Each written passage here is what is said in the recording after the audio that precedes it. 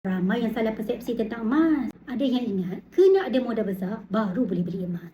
Ada juga yang ingat emas ni semata-mata beli harga rendah, jual harga tinggi. Tapi itu bukanlah tip yang sebenar untuk kaya dengan emas.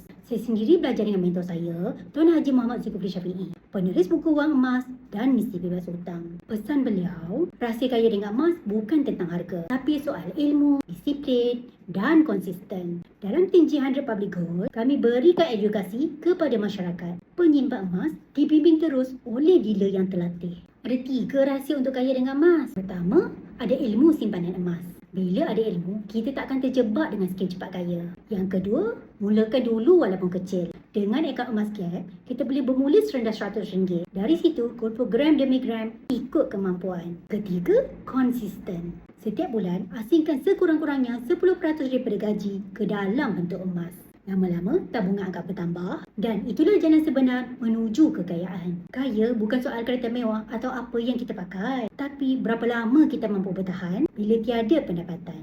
Bagi yang nak mulakan simpanan emas di Public Gold, boleh isi form sign up, saya akan bantu sebaiknya.